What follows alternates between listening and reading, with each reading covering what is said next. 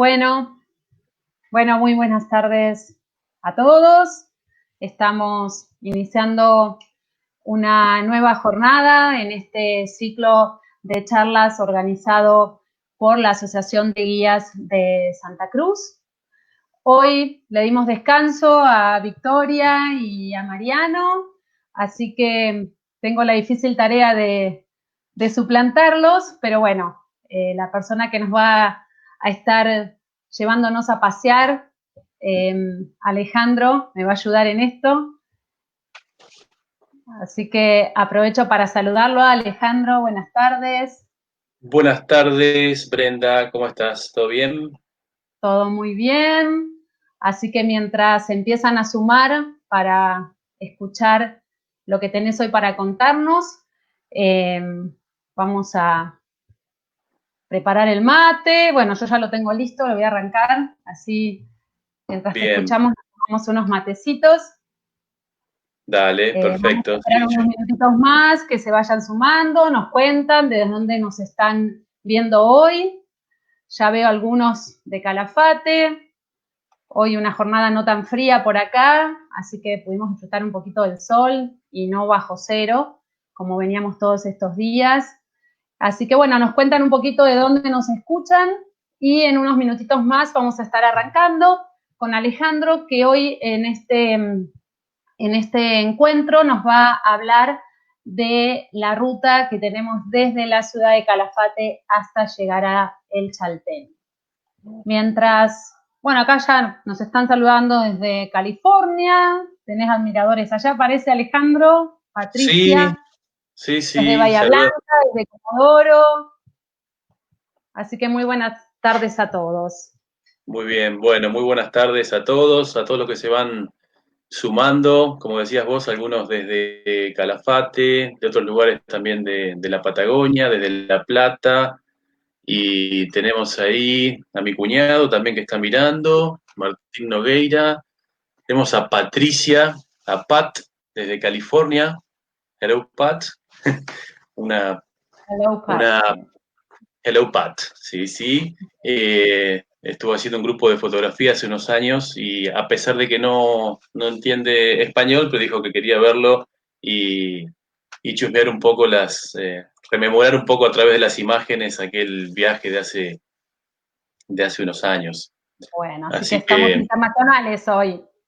parece que sí, así parece. Sí, sí, sí, tal cual. Bueno, y antes de empezar, mientras se van sumando, vamos a recordar un poquito que este ciclo que está realizando la Asociación de Guías, recorriendo Santa Cruz, ya estamos casi en el final, vamos a mostrar un poquito el mapa de lo que hemos estado conociendo, hemos estado recorriendo toda la provincia, recordamos que, bueno, debido a esta pandemia estamos todos sin poder viajar, pero un poco la idea que surge a partir de Aguizac es con estos recorridos que ustedes puedan interiorizarse de lo que es la provincia de Santa Cruz, de la gran cantidad de atractivos que tiene, y bueno, cuando podamos otra vez tomar las rutas, empezar a viajar, nos tengan en cuenta porque a través de estos recorridos hemos tenido la posibilidad de conocer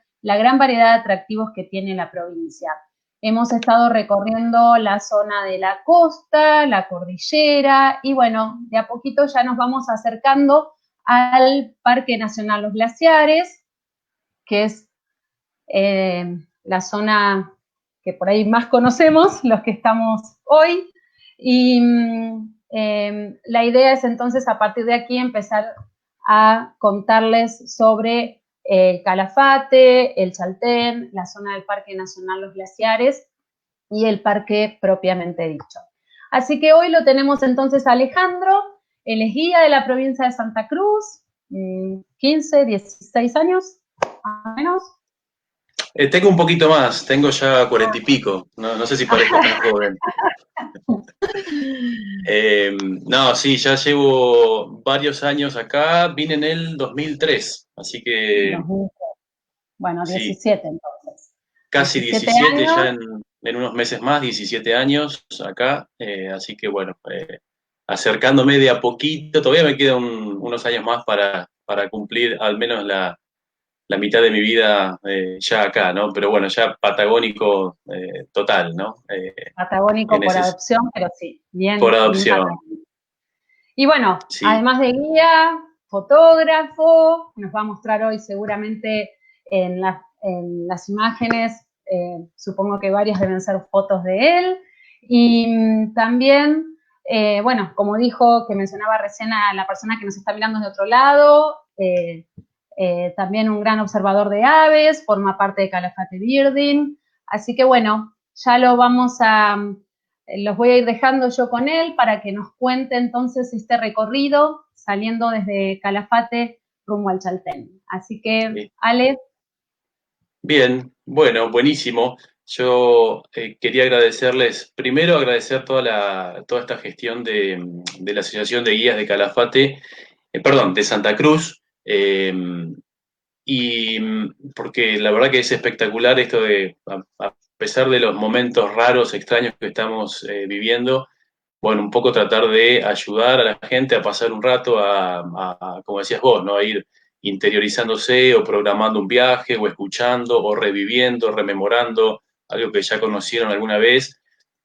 Los invito también a los que estén mirando ahora que estas charlas quedan grabadas en el Facebook de Aguisac y hay todas las que vienen, o sea, todas las que ya sucedieron y las que van a suceder quedan grabadas y son espectaculares realmente todos los atractivos de Santa Cruz y charlas muy, muy buenas de todos los colegas de la provincia y algunas súper, bueno, ya de carácter científico, podríamos decir en algunos casos. Así que hay muchísima información para ir viendo y esperamos, bueno, hacer un poquito más placentera, digamos, estas épocas medias extrañas, ¿no? que estamos viviendo. Y que sirvan un poquito también para, bueno, para proyectar, para imaginarse un posible viaje en algún momento y si no, simplemente para pasar el rato y disfrutar y escuchar y ver qué tiene Santa Cruz justamente para ofrecer. Cuando empiece con la presentación voy a quedar, por decirlo de alguna manera, a ciegas, no me voy a poder ver, así que si no, Brenda, vos me vas comentando si hay alguna pregunta en algún momento, no, no hay ningún problema, pueden ir haciéndolas. Sí, por ahora tenemos saludos, como hemos nombrado, también desde Buenos Aires, desde La Plata. Así que cuando quieras iniciar, y bueno, yo te voy Dale, avisando si hay alguna pregunta, me avisás cualquier cosa que yo te pueda ayudar. dale, buenísimo. Bueno, voy a compartir acá pantalla y vamos por acá. Bueno, vamos mientras subiéndonos a ese colectivo imaginario y de la mano entonces del guía de la provincia, Alejandro, empezamos este paseo. Bien, bueno, entonces, si bien estamos dentro de lo que es esta enorme y hermosa región que es la Patagonia, que podemos ver ahí en el mapa, con una coloración, un tinte medio rosadito, bueno, caracterizada por vientos, por un clima bastante árido en la zona de la estepa, en el este, toda su zona cordillerana con bosques y lagos y glaciares, es un lugar realmente maravilloso, todo lo que es la región patagónica y toda su zona costera también, muchísima historia que se ha tocado también a lo largo de las distintas charlas, como decíamos, a través de otros colegas, y nosotros hoy vamos a ubicarnos en lo que es obviamente Santa Cruz y lo que está marcado con un color verde. Aquí, esta es la zona entre el Calafate y Chaltén, o sea que estamos en el sudoeste de la provincia de Santa Cruz, una provincia enorme, muy grande, la segunda en tamaño después de Buenos Aires, pero bueno, con una gran cantidad de kilómetros para recorrer, obviamente, y hay que prever muy bien la logística de estos recorridos porque, a diferencia de otros lugares del país, no tenemos, digamos, tantos servicios, ¿no? Al alcance de la mano. Así que en el caso de ser, por ejemplo, en auto y demás, hay que tener muchísimo cuidado y prever bien, por ejemplo, lo que es recarga de combustible, ¿no? Y cosas de esas características. Y también chequear el clima, ¿no? Siempre. Si bien la mayoría de los caminos son muy buenos, La ruta que vamos a hacer hoy principalmente es todo un camino de asfalto, así que no tendríamos demasiados inconvenientes, salvo quizás en una época invernal o aquí en la Patagonia el clima puede ser muy cambiante, en cualquier época del año puede haber una temperatura bajo cero o una nevada fuera de época, así que hay que tener mucho cuidado en ese sentido.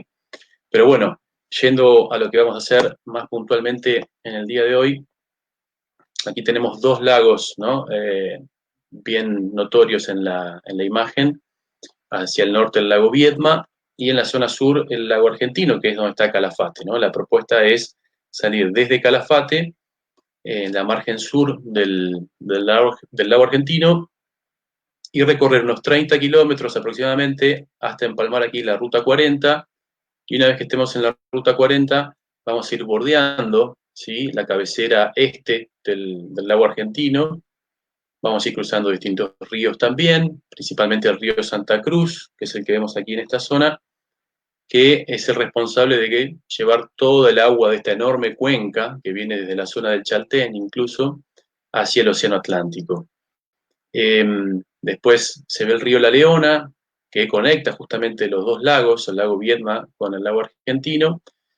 Ya continuando por la ruta 40, aquí vemos una zona, un sector, un parador, ¿sí?, que dice La Leona, emblemático y sumamente indispensable a los momentos de parar, descansar un rato, tomar algo y visitar también un lugar histórico que es muy bonito, ya les voy a ir contando.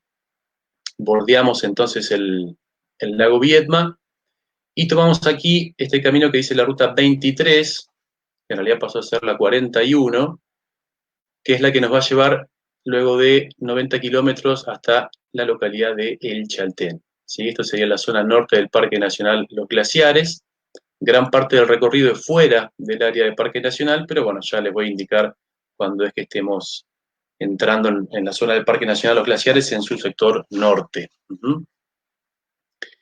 Bien, entonces empezamos con una panorámica, ¿sí?, de la ciudad de Calafate, que no voy a entrar mucho en detalles porque las charlas siguientes van a justamente tocar Calafate, los alrededores, el lago Argentino, pero bueno, como un lugar justamente de donde vamos a empezar esta jornada teóricamente de paseo hacia el Chaltén, esta es la propuesta como si fuese una jornada, una excursión por el día hacia el Chaltén, con algunas variantes, ¿sí?, algunas variables para que tengan alguna información sobre posibilidades, ¿no?, y pasar algunos días más en algunos sitios.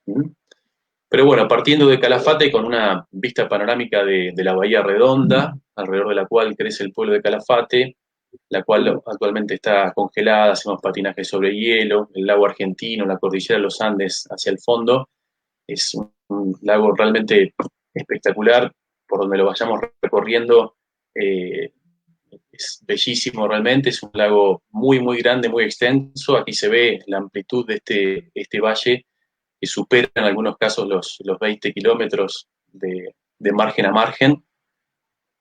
Es un valle sumamente amplio de origen glaciario. Todo esto fue cubierto por las distintas glaciaciones en los últimos poquitos millones de años, podríamos decir. Y cualquier sector que recorramos del lago Argentino es realmente una postal atrás de la otra, ¿no? Tenemos muchas playas cerca de Calafate que podemos disfrutar y recorrer, y en este paseo vamos a tener distintas vistas panorámicas del lago Argentino. Una de las típicas es ya cuando estamos justamente recorriendo la cabecera este del lago, donde veíamos en el mapa hace un rato cerca de las nacientes del río Santa Cruz. Es esta panorámica que nos da un mirador que está justamente bien pegadito a la ruta 40, una panorámica muy bonita de todo el lago, y un cerro también muy emblemático que vemos ahí, ese oscuro que tiene una torrecita, que es el Cerro Castillo.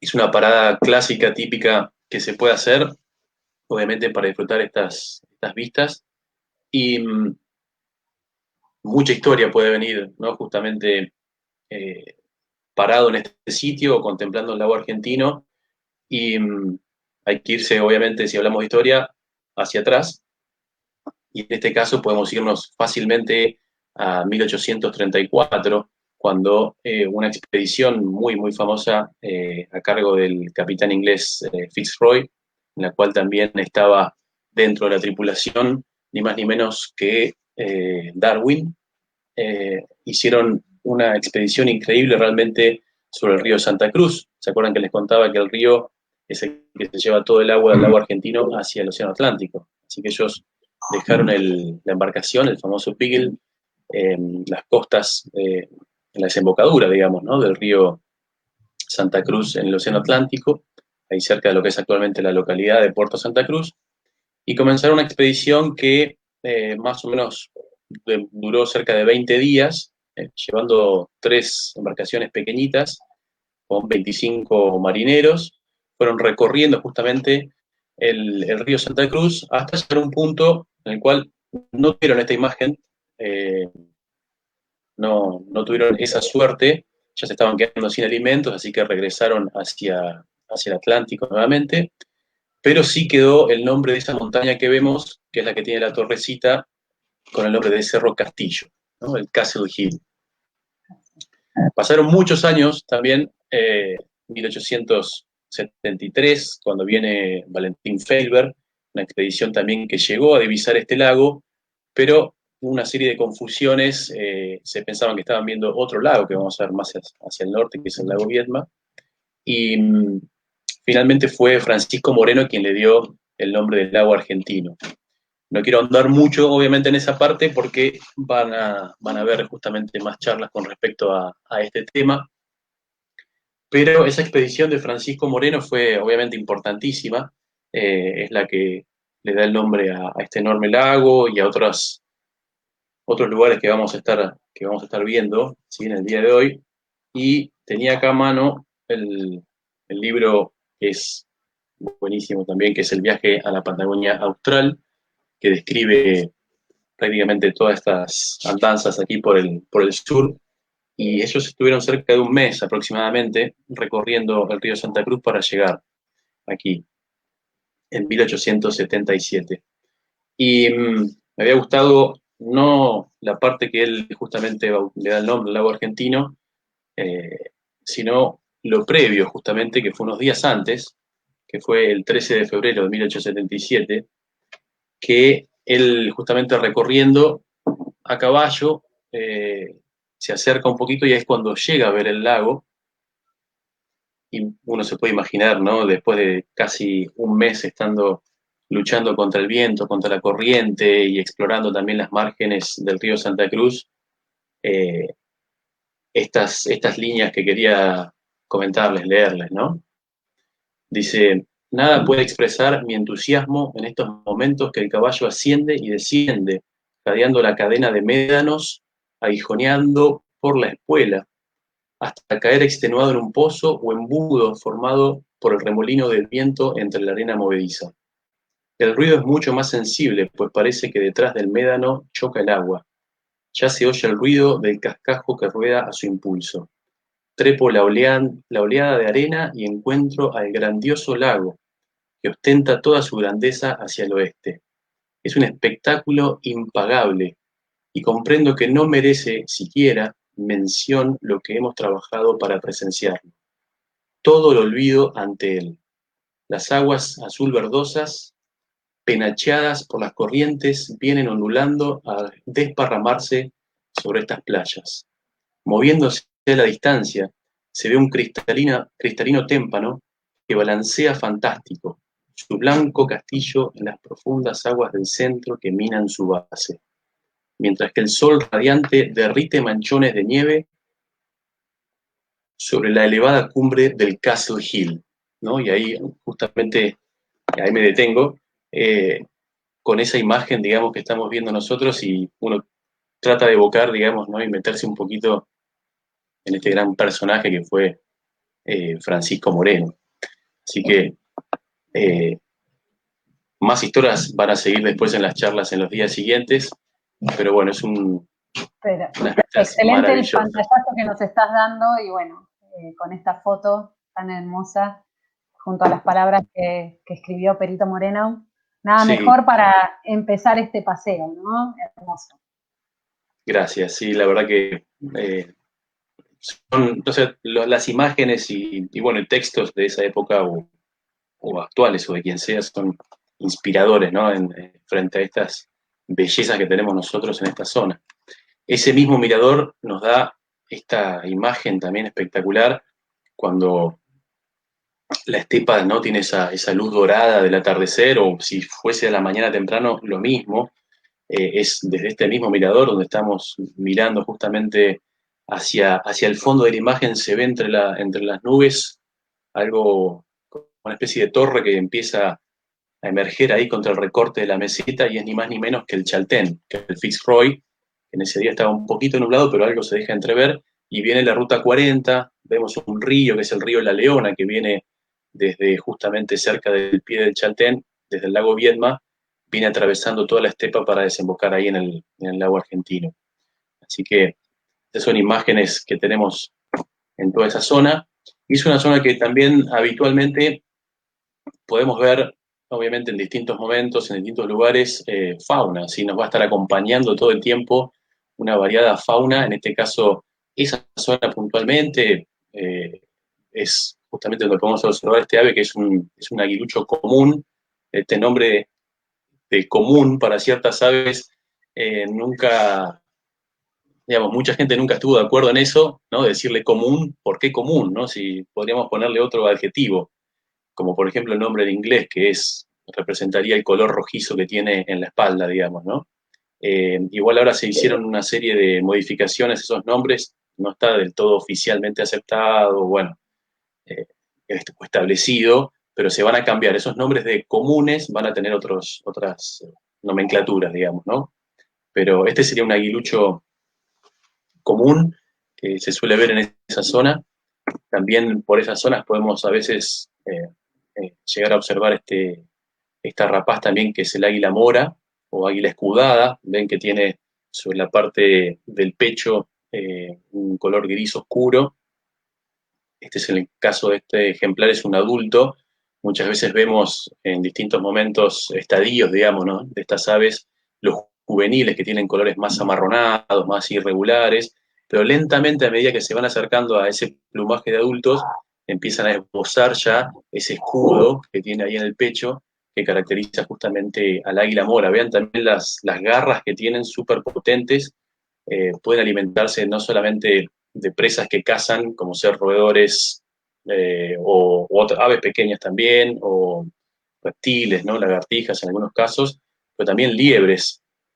Pueden llegar a cazar liebres y elevarse varios metros para soltarlas, y que desde lo alto, bueno, obviamente con ese impacto, el objetivo justamente del águila es que se mueran, y lo consiguen. Hace poco tiempo estaba observando una escena que fue increíble realmente, que era unas águilas atacando a un cordero, un corderito muy chiquitito, no sé si superaría los 5 kilos. No era una imagen muy alegre para ver, pero lo que sí fue increíble fue con esas potentes garras, como estas águilas agarraban justamente a la presa, que en este caso el cordero, se elevaba a varios metros, 3 4 metros de altura aproximadamente, y hacía justamente eso, ¿no? La soltaba para que caiga y volvían a atacarla. Después en la escena entró un cóndor que, al no tener esa fuerza justamente en las garras, se le quiso parar arriba, pero al ser un bicho muy voluminoso, no tan ágil, digamos, se terminó escapando el cordero, así que al menos lo que vimos nosotros en ese momento, el final de la historia, para el cordero aparentemente fue feliz. No sé si habrá durado más y cómo siguió la historia, pobrecito, pero no podíamos hacer nada tampoco, estaba dentro de un campo, lo veíamos con teleobjetivos y con binoculares, eh, y bueno, son cosas que pasan también en la naturaleza, ¿no? Un buen espectáculo igual. Sí, el espectáculo fue bueno y estuvimos, creo que cerca de una hora mirando todo el episodio. Parecía una película lo que estábamos observando. Fue muy loco. Sobre todo ver la diferencia también en el comportamiento, ¿no? Y justamente en la anatomía de estas aves, como por ejemplo el águila sí podía agarrar a la presa con esas garras que le permiten hacerlo anatómicamente, y a diferencia del cóndor, que el pulgar en la parte posterior es muy débil y está como un poco más elevado, entonces no tiene esa capacidad de agarrar a las presas, ¿no? Así que estaba bueno también por ese lado. Eh, Otro personaje que siempre vamos a ver continuamente por toda esta zona son guanacos. No siempre lo vamos a ver como en esta imagen, casi siempre van a estar desplazándose, van a estar corriendo, van a estar saltando los alambrados. Hay que tener mucho cuidado también si uno está en su vehículo, sí, de disminuir la velocidad, de pasar con mucho cuidado. Los guanacos pueden cruzarse, hay que tener muchísimo cuidado realmente con los guanacos en la ruta. Incluso a veces uno puede no estar observándolos si cruzan en épocas o están en celo, o por entrar justamente en época de reproducción, a fin de año aproximadamente, puede haber peleas en las cuales los machos se están persiguiendo unos a otros y pasan corriendo por la ruta, obviamente no, sin prestar ningún tipo de atención, ¿no? Así que estar muy, muy atentos. Pero es un animal realmente muy, muy lindo de ver en sus manadas. Casi siempre vamos a tenerlos, como decía, ¿no? Escapándose o yéndose, hay que acercarse de a poco. Eh, Esta foto en realidad fue tomada en el Paine, donde los guanacos están mucho más habituados, y estaba reposando ahí tranquilo en la mañana, pero es, bueno, obviamente uno de los actores principales en estas estepas, ¿no? En estas praderas así herbáceas, podríamos decir, que está ahí tranquilo, relajado y alimentándose de estas pasturas naturales que son propias aquí de nuestra zona, que es el coirón. ¿Sí? Este tipo de pastura eh, es realmente muy, muy bonita de verlas, a veces forman pastos de quizás hasta medio metro de altura y son realmente lindas, ¿no? Para detenerse a verlas. Este es el río Santa Cruz de fondo, eh, que se va justamente hacia el Atlántico, y uno podría detenerse en el Coirón y hacer una relación justamente con el guanaco y cómo eso también fue justamente la base principal, podríamos decir, del desplazamiento y de los grupos, ¿no? Nativos de la Patagonia. O asimismo uno podría hablar de esta relación entre el coirón y las ovejas, ¿no? Aunque no comen todo eso, pero las ovejas están presentes aquí gracias a esas pasturas. Y bueno, podríamos hablar muchísimo en cuanto al rol ecológico justamente que tiene el coirón y esta relación, ¿no? Que puede haber con distintos actores, como ser el guanaco, como ser, por ejemplo, algunos otros herbívoros menores, como ser liebres, por más que sean introducidas, como, al menos acá en la parte sur, ¿no? La liebre europea, y justamente las ovejas, ¿no? Animales exóticos y una cadena justamente trófica en relación a justamente al coirón, ¿no? Que es también otro actor principal importante aquí en la estepa patagónica. Bueno, Ale, te Sí, digo dime. para que te vayas quedando tranquilos. Creo que están todos muy atentos porque no han tenido preguntas hasta ahora, excepto una. Gustavo Sebastián, volviendo un poquito a lo que vos contaste de este espectáculo entre el águila, el corderito y el cóndor, preguntaba si el cóndor tiene prioridad de alimentación ante casos como el relatado. Bueno, sí, está muy buena la pregunta porque de hecho se dio, fue muy interesante eso porque en realidad cuando nos detuvimos estaba primero la escena que yo veía un cóndor que estaba volando muy bajo y dije, bueno, el cóndor si está tan bajo y de hecho aterrizó, dije, hay algún animal muerto, es lo primero que uno piensa, digamos, ¿no? Porque no son cazadores, van sobre las presas muertas. Sí. Esa es la teoría, ¿no? Entonces dijimos, bueno, a ver qué es lo que ocurre acá. Ahí me di cuenta, observando ahí la escena con los binoculares, que había varios individuos de águila mora, muchos de ellos juveniles. Entonces, ¿qué pasa? Cuando llegó el cóndor, las águilas que estaban ahí tratando una de ellas, ¿no? Si bien eran juveniles, eh, una se notaba que estaba un poco más desarrollada y esa es la que estaba tomando, digamos, el rol principal ahí de atacando al cordero. Había otros y había caranchos también que estaban ahí esperando un poco a ver qué pasaba. Entonces, cuando llegó el cóndor en ese momento, el águila justamente se corrió y dejó que el cóndor entre en escena. Lo que ocurrió en ese momento fue que el cóndor en ese momento se fue pero al ratito, a los pocos segundos, entra un águila mora, pero en este caso una adulta. Y ahí las juveniles incluso se corrieron y entró el águila mora adulta que se abalanzó directamente sobre el cordero, como les contaba, con las garras y levantaba el cordero y lo tiraba. Después de eso, nuevamente regresa otra vez el cóndor. No sé si era el mismo ejemplar u otro que estaba por ahí, pero regresa nuevamente el cóndor. Y ahí este águila mora adulta también se hace un costado y le deja el espacio al cóndor. Y como les contaba, el cóndor, al no ser tan hábil y ser muy grandote, se le paró encima al cordero, pero claro, como no tenía esa capacidad de agarrarlo, el cordero se empezó a ir y el cóndor le saltaba arriba, pero gracias a eso el cordero se pudo ir. Así que sí, hubo justamente un orden y una prioridad de alimentación que afortunadamente para ese corderito, al menos en ese momento, gracias a la intervención del cóndor, se pudo escapar, ¿no? Sí. Bueno, decirte que está saliendo todo bien, se escucha bien, te están felicitando por las hermosas fotos que estás mostrando, así que seguimos entonces Bien. viendo la fauna que nos podemos encontrar, fauna, aves. Exactamente. Bueno, acá esta foto me la pasó Mariano Micheluzzi, otro colega acá de Calafate, que también se dedica a la fotografía y a la observación de aves, y yo no tenía de choiques, justamente, que es aquí la que tenemos este ejemplar, con el charito, ¿sí? O sea, la cría. Esta es una escena que se puede llegar a ver más para fin de año habitualmente, o a veces a principio de año, depende del momento y la zona donde uno esté transitando, pero bueno, son obviamente emblemáticos, icónicos, ¿no? de esta zona, el choique, el ñandú petizo, con sus crías, ¿no? En este caso, bueno, esto siempre se comenta, es el macho el que hace el armado, podríamos decir, el pozo, en el cual varias hembras colocan los huevos y él se encarga justamente de incubar a veces 10, 15 o a veces más, incluso huevos de distintas hembras, 3 o 4 habitualmente, y es el que se encarga también de cuidar a los pequeñitos. Así que cuando uno ve este tipo de imágenes, el que está ahí es el padre, ¿no?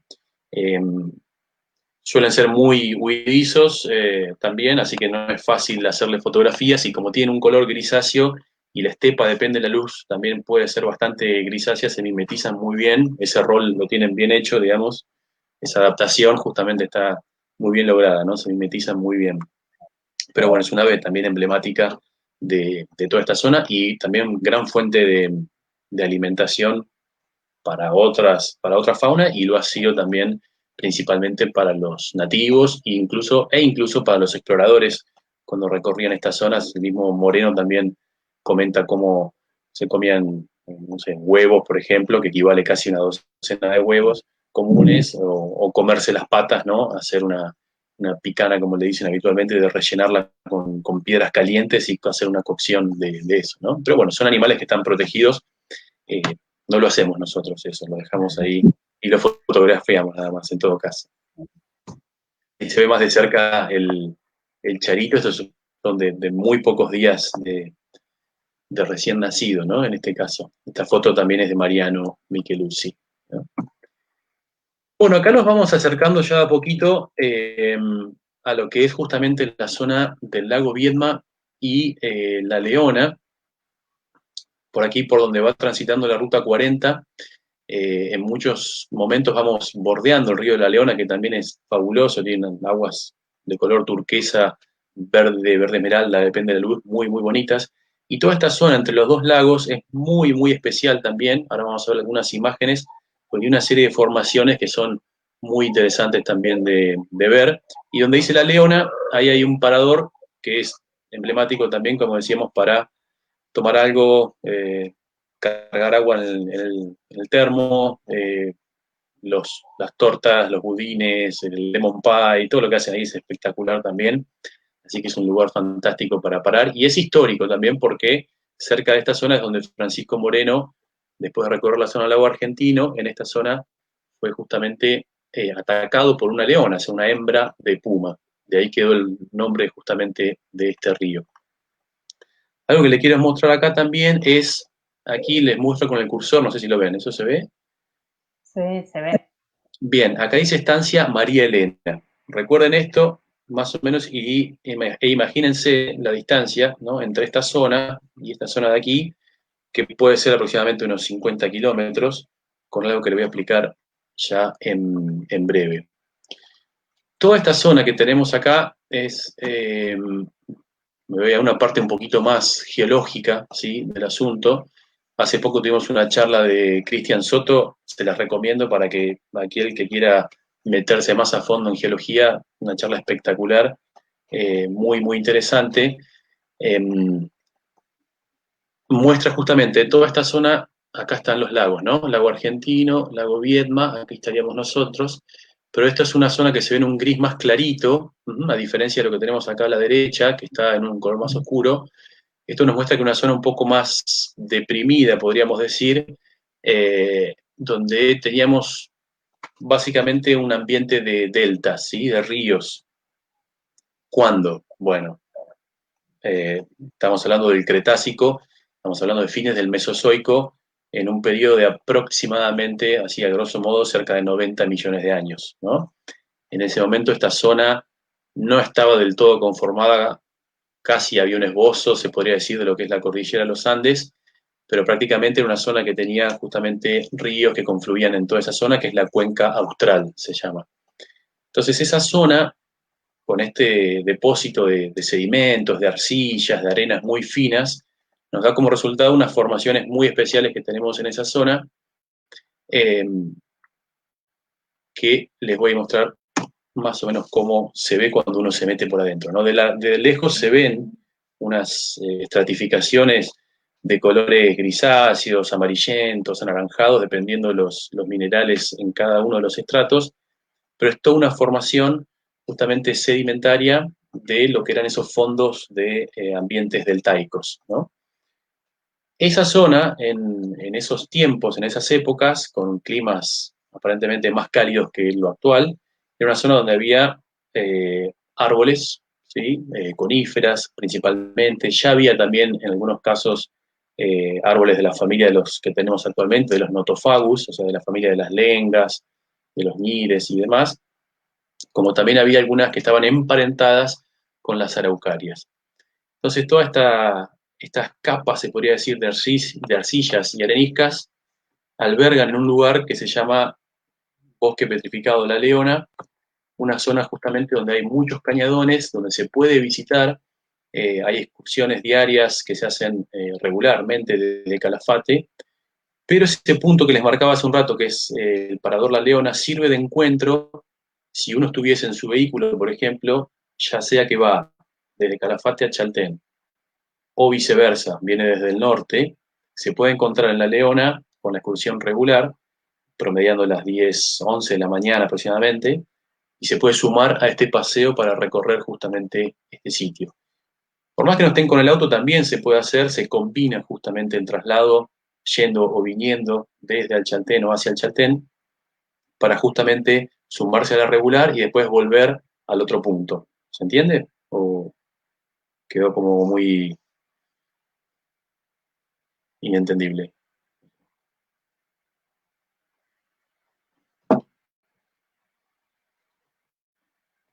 Brenda, ¿está por ahí? Perdón, estaba sin el Ah, micrófono. Se entiende. ah, Si, ok, ok. si el punto de encuentro sería el Parador La Leona, si uno quiere sumarse a recorrer el bosque petrificado La Leona, ya sea Exacto. sumándose con su vehículo o arreglando previamente para a partir de ese punto sumarse con la excursión. Así sería. Eso, exactamente. Ahí estábamos. Entonces, desde La Leona, que es el punto de encuentro, ahí uno va a recorrer esta zona de acá, que es donde se encuentra esta excursión al bosque petrificado La Leona. Entonces, uno en un par de horas puede recorrer esta zona, que son estratos sedimentarios de cerca de 90 millones de años aproximadamente, donde entre estos cañadones, como decía, aparecen una gran cantidad de fósiles, ya sea de de troncos de árboles, de leños en algunos casos, como así también de dinosaurios. Hubo algunos hallazgos también en esas zonas que fueron muy, muy importantes a nivel científico. Esta es una vista que uno tiene cuando uno llega al sitio donde va a empezar a caminar y se ven, bueno, ahí uno se puede imaginar que hay una cierta profundidad, ¿no? Mirando al fondo de esos cañadones, pero bueno, uno va haciendo un sendero de 3 kilómetros, 4 kilómetros aproximadamente, metiéndose en todas esas formaciones y viendo no solamente una geología muy interesante, sino además eh, estos fósiles, ¿no? Entonces, como son estratos sedimentarios y muchos son arcillosos, ahí ven cómo justamente la arcilla completamente seca se cuartea toda, ¿no? Se va resquebrajando, se contrae la arcilla, entonces queda este tipo de texturas que son muy, muy lindas también para ver, obviamente, y entre todas estas formaciones es donde uno camina. Es un sitio que si bien se accede en excursión, lo que hay que tener cuidado es que tenemos un clima bastante seco en toda esta zona, se lo pueden imaginar, ¿no? Mirando la fotografía, pero eventualmente a veces llueve, y cuando llueve, este lugar, si llovió bastante, se complica. Imagínense caminando ahí, es muy difícil, se te va pegando la arcilla en los zapatos, zapatillas, y se te hace una plataforma de arcilla que te pesa 2 kilos, digamos, extra en cada pierna. Eh, Puede llegar a ser muy divertido, me ha pasado varias veces, pero en algunos sitios no es muy recomendable, ¿no? Tampoco. Así que eventualmente hay que consultarlo porque eso puede, en algunos casos, si llovió, hay que estar atento, eh, puede cancelarse porque justamente está húmedo. Por eso lo van a hacer bien ahí en La Leona o viendo los detalles menores justamente cuando lo reserven. Es un lugar que uno prácticamente se pierde, ¿no? Si no fuera por la referencia acá de las personas, uno se perdería en esos, esas formaciones tan especiales, ¿no? Arcillosas. Y esto es lo que le da el nombre del Cerro de los Hornos a toda esta zona. Una de las posibilidades es porque esas formitas así redondeadas que se ven por la erosión que va haciendo tanto el agua como el viento, van redondeando esos montículos, ¿no? De arcilla, entonces le darían forma como de hornos, como si fuesen hornos de barro. En algún lugar es como están multiplicadas, ¿no? Todas esas formaciones por todos lados.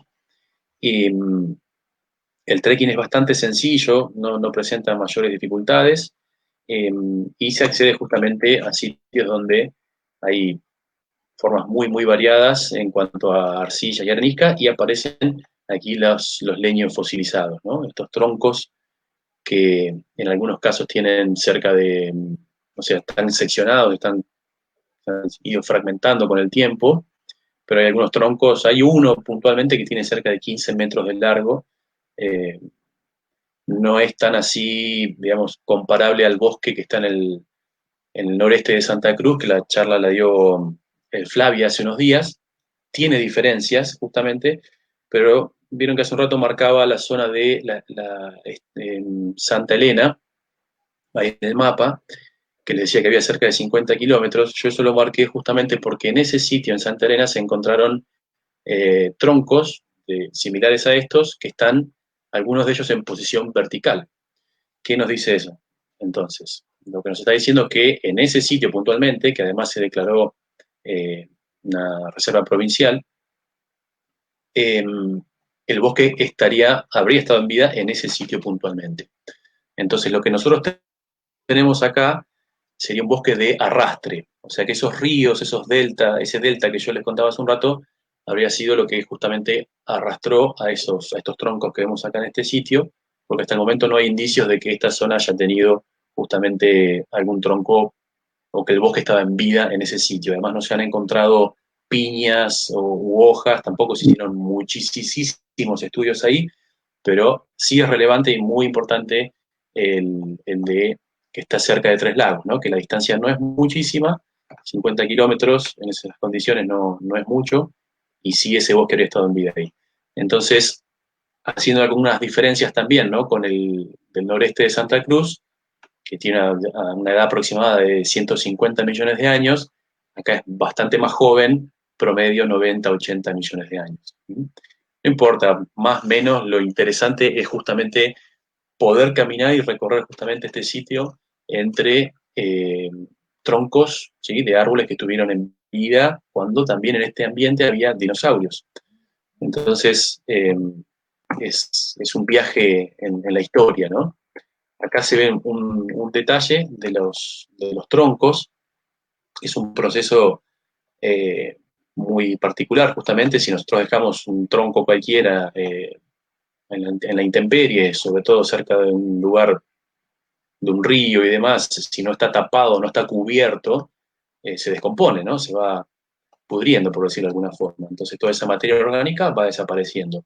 Pero esto está convertido en roca completamente. Entonces lo que ocurrió es que han sido tapados, ya sea por agua, supongamos que ese bosque que teníamos a 50 kilómetros, un río en algún momento, una corriente abrupta o algo, arrancó esos árboles de ahí, los sepultó, los dejó bajo ese fango, ese lodo, esa arcilla, o incluso bajo el agua, y la descomposición se hace muchísimo, muchísimo más lenta, ¿no?, con menos cantidad de oxígeno, o se interrumpe en muchos casos la descomposición, y todos esos minerales que están disueltos en el agua son los que se van a ir encargando de reemplazar, ¿no?, de sustituir a la materia orgánica por los minerales. Entonces es una mineralización, se podría decir, de, en este caso, un árbol. Entonces toda esa sustitución hace que cuando uno ve esto, pueda haber la misma textura muchas veces, o hasta mismo prácticamente los anillos de crecimiento de un árbol común, pero completamente convertido en roca. Incluso si prestan atención van a ver unas vetas que se ven con colores más como de cristales o grisáceos, más opalizados, que es el sílice que ha cristalizado, o sea que son cuarzos, son cristales que vemos ahí entre las vetas justamente de, de estos troncos, ¿no?, fosilizados.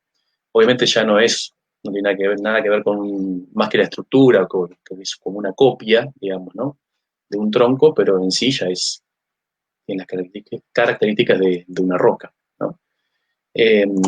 Otro detalle acá también similar, ¿no?, en el cual uno puede ver perfectamente los anillos de crecimiento, y entre medio de los sectores quizás ahuecados o por donde circulan los líquidos, ¿no?, los fluidos, ¿sí?, el agua, por ejemplo, dentro de un árbol, ahí es donde se fueron rellenando justamente estos minerales que van disueltos en el agua, recordemos, ¿no?, esto tapado, con condiciones generalmente anaeróbicas, o sea, sin oxígeno, y con presiones, con temperaturas especiales, esos minerales van a ir creciendo y van a incluso, eventualmente, por algunos motivos, pueden volver a recristalizar, si fuese el caso de algo de actividad volcánica cercana.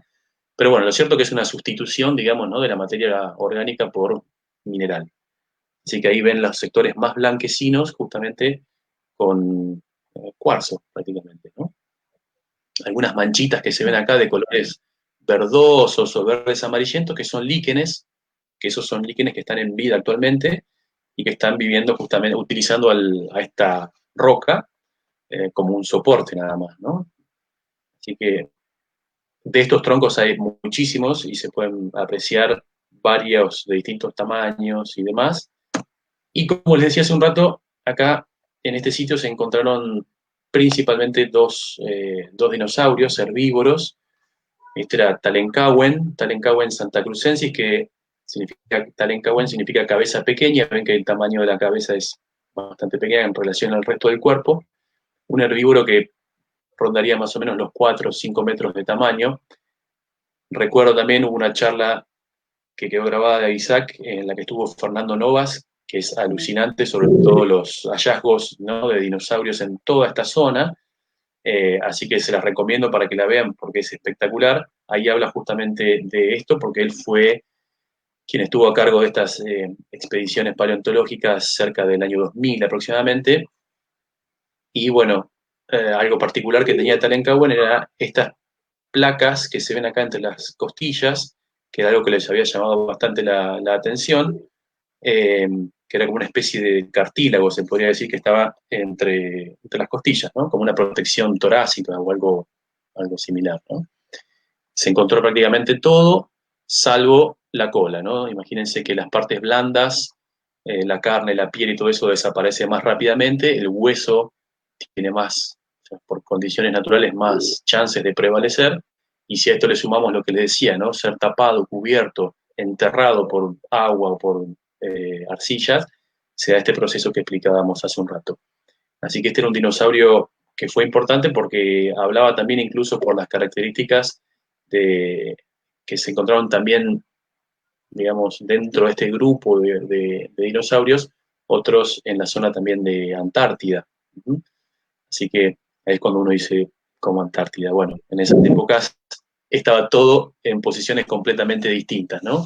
Eh, si bien ya se iban separando mucho más los continentes, estaban más separados, pero hubo momentos que estuvieron mucho más juntos, así que Antártida tiene hallazgos también de este tipo de dinosaurios cuando estaba en zonas mucho más cálidas que las actuales. Acá otro ejemplar que se encontró justamente en esa zona, que es el Puertasaurus rewili, que justamente lo que se encontró fueron unas vértebras, que las vértebras eran enormes, tenían cerca de 1 metro de altura aproximadamente, por casi 1,70 m de ancho, así que imagínense una vértebra de ese tamaño, nos habla de un animal gigantesco, fácilmente 20 metros o más de tamaño. Ven acá la comparación con una persona y se pueden imaginar, ¿no? El tamaño que tenía este animal. Y obviamente estos animales se alimentaban de una cantidad descomunal de vegetales, eran herbívoros, así que ya se tienen que imaginar que el clima era completamente distinto a una estepa que tenemos actualmente, ¿no? Tal cual. Bueno, ¿Vamos bien? sí, vamos muy bien. Había una pregunta por acá que... si durante la tarde hay salidas, son solo por la mañana, ¿no? Por una cuestión de tiempos y Sí, demás. sí, habitualmente en líneas generales son por la mañana, el encuentro es cerca de las 11 de la mañana, se regresa a La Leona tipo 2 de la tarde, 3 de la tarde aproximadamente, algo por el estilo, no hay un horario puntual. La excursión va de acuerdo al ritmo de caminata, a la gente, cómo está el día, ¿no? Bueno, hay muchos factores.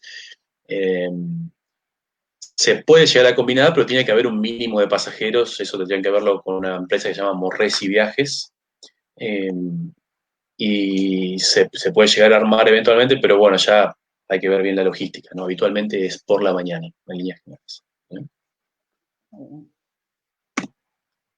Bueno, algo de flora tenemos que meter también, ¿no? En esta zona, justamente, si bien hay en distintos momentos van floreciendo en distintas épocas, obviamente distintas arbustos o plantas. Una de las primeras es la lengua de fuego, la mata guanaco, el calafate, las paramelas, vamos a ver algunas fotos después, pero esta es más ya de entradito, casi el veranito aproximadamente. Este es el amancay, ¿no? Una flor muy bonita, chiquitita, no es muy grande, tendrá como mucho 3 centímetros, no más de 5 centímetros en total, si mal no recuerdo, y está generalmente en lugares más bien arenosos, y ahí en la zona justamente del bosque petrificado en La Leona es bastante común en algunos sitios de encontrarla, hay otras también, otro tipo de flores, pero bueno, en el medio de estas zonas muy áridas también en ciertos momentos aparecen flores maravillosas, de hecho hay también unos cactus muy chiquititos, el Austrocactus. Aprovecho también la charla que había dado Claudia Guerrido sobre flora, que era más bien alto andina, pero muy bien explicado todo lo referente a la flora de la zona. Y esta es una flor muy bonita acá que tenemos también por aquí. Bueno, volvemos otra vez, nos vamos de vuelta a la ruta, hacen otra pasadita por La Leona como escala técnica, ¿no? Obviamente. Y, y ya empieza el lago Viedma. Vamos a empezar a ver, bordeando la 40, continuando por la 40, la cabecera del lago Viedma. Este es un mirador que está justamente ahí cerca de la cabecera este del lago Viedma, donde es prácticamente casi, no diría obligatorio, pero es muy frecuente de encontrarse, no diría garantizado, pero hay altas chances de encontrarse a unos zorritos que están siempre en esa zona. Este es el clásico de ese parador. Eh, Lamentablemente están ahí porque se han mal acostumbrado, o sea, los humanos los han mal acostumbrado a darles comida. Es algo que no está naturalmente, obviamente, en su dieta, ¿no? Que alguien le dé un bizcochito. ¿no? O algo por el estilo. Eh, entonces se han acostumbrado a tener comida y otro punto también es que a veces hay algunos sitios donde hay cestos para dejar basura, lo cual siempre me pareció bastante ridículo, pero bueno, Vialidad Provincial hay distintos sectores donde hay cestos de basura y a veces rebalsan de basura y la gente sigue agregando basura. Yo lo que les pido encarecidamente es que si van en su vehículo y demás, es que siempre en todo este tipo de salidas y en general, siempre háganse cargo de sus propios residuos hasta encontrar un lugar más propicio para dejar la basura, no en el medio de una ruta, por más que haya un cesto, y mucho menos si está colapsado de basura. Entonces los animales se habitúan a esto y se habitúan también a que la gente, por querer sacarle una foto, o por lo que sea, o porque les parece lindo, o porque dicen, ay, pobre zorrito, no tiene nada para comer, le tiran un pedazo de pan, ¿no? Y bueno, las harinas no les hacen nada bien, y nuestra comida en general no les hace bien, pero bueno, los animales se acostumbran a eso y por eso es frecuente que estén en estos sitios, ¿no? Entonces, bueno, no alimentar en bajo ninguna circunstancia la fauna local, tampoco a las aves darle pancito y demás porque no les hace bien, ¿no? En algunos casos hasta la miga de pan puede lastimarle a las aves los órganos internos, ¿no? Imagínense el filo que tienen las miguitas de pan, son dañinas, ¿no? Eh, pero bueno, ahí tenemos una imagen del lago Viedma, que también lo divisó Francisco Moreno y le dio el nombre de quien fue Antonio de Viedma, que fue un explorador que había hecho justamente, un marinero en realidad, que fue quien tuvo a cargo el desarrollo de una colonia en lo que es actualmente San Julián, y quien hizo un viaje justamente desde la costa hacia estas zonas y divisa una gran laguna, un manto blanco que era el glaciar Viedma, que está a lo lejos, al fondo, en esta imagen no se ve bien, pero ya lo vamos a ver, y es uno de los primeros en describir, ¿no? de hombre blanco, podríamos decir, eh, los cerros característicos que vamos a ver más adelante, ¿no? Como el Chaltén mismo. Así que vamos ahí y seguimos ruteando. ¿Eh? Eh, esta foto casualmente la tomé cuando ya estábamos entrando en la ruta 23, o 41, como quieran decirle. Eh, y bueno, apareció justamente en este caso una hembra de cóndor. ¿Por qué sé que es una hembra? No le vi sus partes, simplemente lo sé porque el macho en esta zona, la zona de la cabeza, tiene como una especie de cresta, casi como los gallos, podríamos decirlo comparativamente. Eh, y la hembra no lo tiene. Ven que tiene la cabeza más redondeada, más lisa, más plana en cierta forma. Eh, Esa es una hembra. Se llega a ver un poquito del clásico collar blanco que tienen. Y este ejemplar no es, a ver, está casi subadulto o adulto, pero no tiene bien marcado el plumaje típico blanco que tiene en esta zona posterior, digamos, de las alas. Pero no importa, son detalles como para contarles.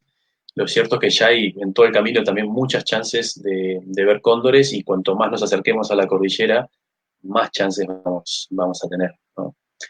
Así que continuamente aparece. Una preguntita con respecto a la zona del bosque petrificado, porque ya seguimos ruta, pero preguntaban Sí, de qué nivel es la caminata y si es para personas mayores. Vos algo habías mencionado de la dificultad. sí. Bueno, es muy relativo eso porque depende qué tan habituada esté esa persona a caminar en terrenos irregulares. Yo he hecho esa caminata con gente mayor, con gente, eh, podríamos decir, incluso hasta cerca de 80 años, que están habituados a caminar. Depende justamente mucho de la capacidad de la persona para para tener equilibrio, para caminar en un terreno irregular en algunos tramos, que no tenga o que no sufra vértigo, si bien no es que se camina sobre lugares muy, muy abruptos, pero hay lugares donde hay algunas pendientes abruptas y el sendero es, en algunos tramos, es un poco angosto, pero en esas situaciones puntuales, el que va de guía tiene justamente además la capacidad y el ojo entrenado para identificar a las personas que necesitan un poco más de ayuda y en ciertos puntos, si la persona necesita, justamente se le da una mano, se le ayuda en algún que otro tramo. En líneas generales es una dificultad media, podríamos decirlo. Sí hay que llevar un calzado adecuado que tenga una, una suela apta para terreno irregular, que en algún lugar hay un poco de arenilla o arcilla o piedras, ¿no? Tipo canto rodado. Eh, se, incluso también es bueno, tienen unos bastones de trekking también ahí, que se le puede facilitar a la gente, pero siempre y cuando la gente esté habituada también a caminar con bastones de trekking, porque si no lo están, a veces puede ser más engorroso que si no lo tuvieran, ¿no? Se confían en el bastón y depositan toda la confianza y la energía en el bastón y se olvidan de su propio equilibrio y puede ser contraproducente. Pero depende de la capacidad de la gente, no sé. Pero hay que animarse, se puede hacer. Lo he hecho con mucha gente, incluso lo he hecho con gente que tenía, me informaron ahí que tenían vértigo cuando tuvimos que pasar a algún lugar que era un poquito más difícil. Para algunos puede no ser muy difícil, pero otras personas puede ser sumamente difícil. Y en esos momentos uno le da la mano, lo ayuda a cruzar ese tramo que es un poco más engorroso para esa persona y se lleva bien. Incluso una vez tuve un pasajero que fue en gran parte de la caminata agarrado a la mochila mía, atrás, en la espalda. Así que se puede, con un poco de ganas se puede disfrutar, Sí, me parece. sí. Bueno, seguimos entonces. Seguimos, ahí muchas veces también vamos a ver que puede ser en muchos lugares, este es un ejemplar de gavilán ceniciento, eh, podemos verlos a veces merodeando ahí las zonas bajas, van planeando, son aves bastante más pequeñas que un cóndor, podríamos decir comparable al tamaño de un carancho, pero más delgado, más estilizado, no tan robusto como un carancho, pero los vemos generalmente volando a 5 o 10 metros de altura, van buscando entre los arbustos si hay roedores o lagartijas, por ejemplo, o algunas aves de tamaño pequeño. Y así que si vemos alguna ave que va planeando ahí bien bajito, eh, es muy probable que sea justamente un gavilán ceniciento, en este caso es un macho, y esta foto en realidad la saqué en la Laguna Nimes, que es un lugar alucinante para ver gavilán ceniciento. Habitualmente lo vamos a ver un poco más lejos, pero bueno, les dejo ahí la inquietud que si quieren se pueden acercar algún día a hacerlo en Laguna Nimes, que es, ya se va a tratar, ¿no? Prontamente ese lugar. Hay también algunas lagunas que van apareciendo flamencos, ¿no? A mitad de recorrido entre la 40 y el Chaltén, en las lagunas bastante grandes donde hay flamencos. Esta foto en realidad la tomé en Calafate, pero la tomé como referencia para justamente indicar que hay que estar atentos justamente porque, bueno, van a ser muy llamativos, los van a ver ahí por su coloración, resaltan muchísimo y bueno, si llegan a traer binoculares a mano sería espectacular porque puede haber bastante avifauna justamente en esas lagunas, en esos pequeños humedales que hay. Y con este ejemplar de flamenco voy a hacer una pequeña lectura también de ni más ni menos que de Neruda. No sé si lo ven acá, el libro se ve en pantalla o está con pantalla completa. Si no, lo Se muestro ve después. ahí, o si querés levantarlo un poquito más, Ahí. pero se ve Pablo Neruda, no se ve el nombre del libro. Arte de pájaros se llama. Así que quién mejor que Neruda para un poema, ¿no? Y en este caso está puntualmente sobre aves y obviamente uno que tiene sobre el flamenco. Así que dice, niño era yo, Pablo Neruda, vecino del agua en Toltel, del implacable mar, del río, del agua encerrada en el lago. La espesa montaña olorosa se fotografiaba en las aguas y el ulmo doble florecía sobre la selva y en el agua. Entonces, oh entonces, viví, honor del tiempo transparente, la visión de un ángel rosado que traía pausado su vuelo. Era su cuerpo hecho de plumas, eran de pétalos sus alas. Era una rosa que volaba dirigiéndose a la dulzura. Se posó el ángel en el agua como una nave nacarada y resplandecía en la luz el rosal rosa de su cuello. Neruda, que no se puede, no hay más que agregar, ¿no? Hermosa descripción, entonces. Sí. Así que bueno, y ahí seguimos, de a poquito, nos vamos acercando, y a veces, una vez me encontré con un ejemplar que no es muy frecuente en estas latitudes, sí, más al norte, en zonas de humedales, lagunas, norte patagónico, regiones pampeanas o del norte del país, que es el tero real. Eh, esta es como una perlita para los que les guste más puntualmente las aves. Fue un hallazgo bastante inusual para la zona, pero bueno, es una ave muy, muy bonita, más típica de los humedales del norte, que eventualmente en algunos momentos puede llegar a verse. Así que hay que estar siempre atentos por las dudas a ver si aparece algo especial, ¿no? Y ahí sí, bueno, estamos llegando ya a la zona norte del Parque Nacional Los Glaciares.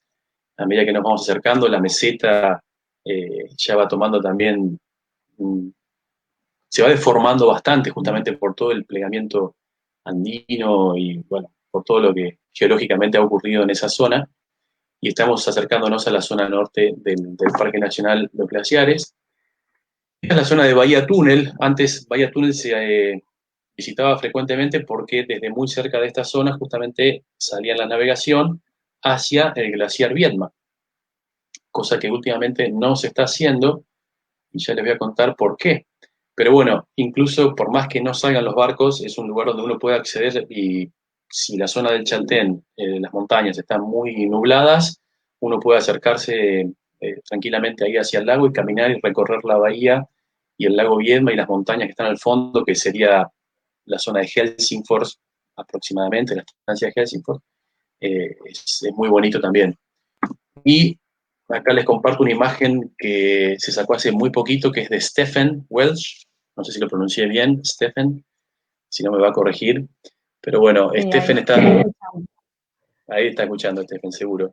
Me pasó esta foto que sacaron hace muy poco, hace 10 días aproximadamente atrás, 15 como mucho. Estuvieron relevando con un glaciólogo eh, japonés, si mal no recuerdo, y se me está haciendo una laguna con el nombre, pero ya me va a venir en cualquier momento, y si no, Stephen en cualquier momento lo va a comentar ahí.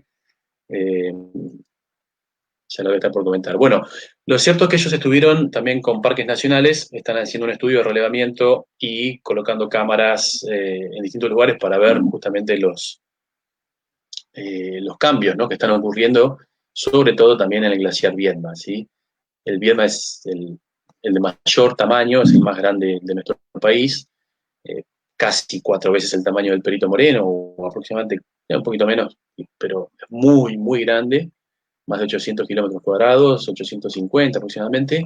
Y esta imagen, imagínense ustedes que ven acá donde está la sombra, un poquito más adelante la sombra, donde termina todo este promontorio rocoso, eh, es justamente donde hasta hace no muchos años se accedía al glaciar para hacer la caminata sobre el Viedma. Se hacía un trekking sobre este glaciar, y vean este retroceso que ha tenido en, digamos, aproximadamente 5 años, aproximadamente, si no me fallan la memoria y los años, pero bueno, se dejó de hacer por razones obvias. Ya no se puede acceder sencillamente al Viedma para hacer la caminata, y bueno, vean acá, ¿no? Desde este punto aproximadamente, más o menos por acá, el retroceso que ha tenido en los últimos años, ¿no? Este glaciar.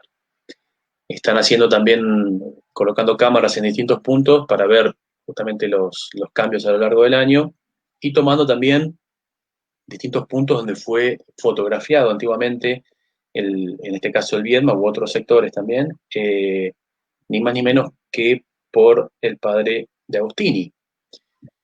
¿Y por qué les cuento esto? Porque justamente en estos días que estuvieron explorando esa zona, con la lanchita de parques, y bueno, Stephen en un momento paran ahí en una zona, en una bahía en la margen sur del Viedma, y caminando, explorando por ahí, encuentra a Stephen, ve esta roca que tenía unas inscripciones, no sé si lo llegan a ver, pero acá dice, acá hay una D, ¿no? Esto dice de Agostini, dice 1931/32, guión 32. Fue la época que estuvo recorriendo esa zona, cuando el padre de Agostini, salesiano, amante de la montaña y de escalada, un explorador, un fotógrafo increíble, hizo su propio graffiti en una roca en la margen sur del lago Viedma. Pero bueno, un hallazgo increíble, ¿no? Realmente.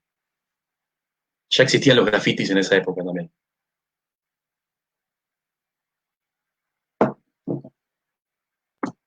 Bien, y haciendo ya un pantallazo geológico para entender algunas de las imágenes que vamos a ver más adelante, una pasada rápidamente por la geología ahí del Chaltén.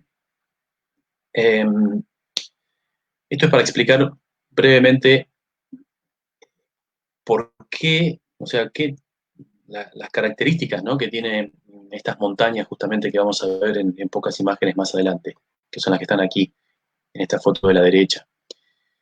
Estas son formaciones, en líneas generales, bastante más jóvenes que el resto de la formación de la cordillera de los Andes, y este gráfico lo que está explicando es justamente todo esto que está en color más salmón, más rosadito, es el magma, ¿sí?, que está debajo de la corteza, debajo de todas las capas que están más en superficie, ¿sí? Sobre la corteza terrestre. Por debajo sabemos que tenemos magma, lo que cuando eventualmente sale a la superficie conocemos como lava. Ese magma puede llegar a salir directamente a la superficie, como ser lo que estoy mostrando acá con el cursor, algún evento volcánico, donde puede llegar a formar, si el magma sale directamente a superficie, ¿no?, se convierte en lava. Hay muchos sectores que tienen las mesetas patagónicas muchas coladas de lava de los últimos 5, 2, 1 millón de años atrás, bastante recientes, y después con la erosión de los glaciares han dejado estos conos, como se ve justo acá en este cuello volcánico. Hay muchos ejemplos en muchos lugares. Ese magma se puede meter también entre distintas capas de una roca previa, de todos esos estratos se podrían llamar rocas de caja. Por algunas fisuras el magma, digamos, se va desplazando, va ascendiendo y puede llegar a formar lo que son estos diques volcánicos, este paredón que se ve acá, que corta justamente la secuencia de capas horizontales. Esto se ve muy bien en el cañadón cuando uno va a hacer fotografías ahí entrando al Chaltén. Y si el magma cristaliza, digamos, más en profundidad, nos da la formación de rocas graníticas o rocas plutónicas, que sería lo que tenemos acá en las partes más bajas, bastante más profundidad, como ser esto que marca acá el stock o batolito. ¿Cuál es la diferencia entre batolito y stock? Sería la superficie, el tamaño. El batolito es de dimensiones mayores a, como dice acá, 160 kilómetros cuadrados o 100 kilómetros cuadrados. Menor a 100 kilómetros cuadrados hablamos de un stock. Entonces el Chaltén, todas las formaciones, esas agujas increíbles que vamos a ver en las siguientes fotos, se formaron como un stock, ¿sí? El magma fue ascendiendo, pero cristalizó dentro de la corteza a bastante profundidad, 3, 4, 5 kilómetros de profundidad, y asimismo también fue ascendiendo, y con ese ascenso, con el correr del tiempo, y después con las glaciaciones, los glaciares fueron...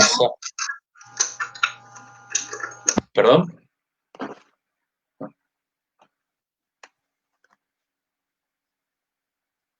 ¿Se escucha? ¿Me escuchas bien?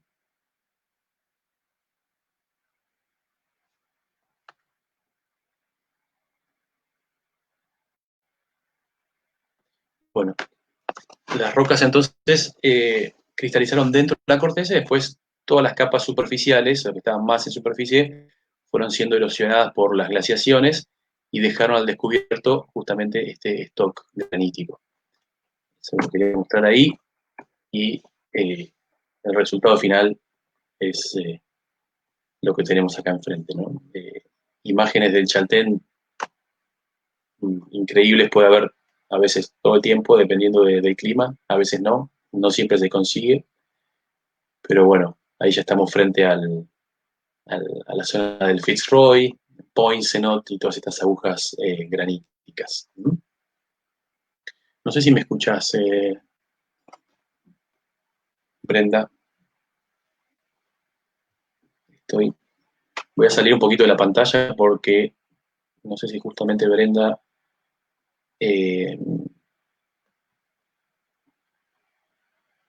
Está ahí. No, no se escucha.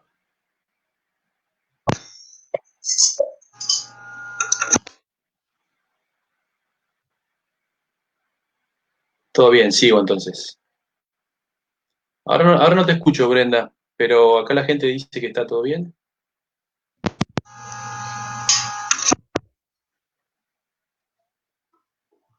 Ok. ¿Me escuchás, Ale? Sí, sí, ahí te escucho. Perfecto. Yo tuve un pequeño inconveniente acá con la compu, pero bueno, está solucionado. Vos seguías en vivo explicando, así que creo que la Va, gente, por los mensajes que veo, sigue muy ahí va. atento, Bien, todos. bien. Así que seguimos, que estábamos con la impresionante vista del Cerro Chaltén, Ok, ya o Fitzroy. Se ve exacto. que nos tocó un día despejado en el paseo porque había una hermosa foto. Sí, bueno, ahí estamos. Entonces, volvemos y ahí sigo con las imágenes. Bueno, Cerro Chaltén, Cerro Fitzroy, quien quiera pone el nombre que más le guste.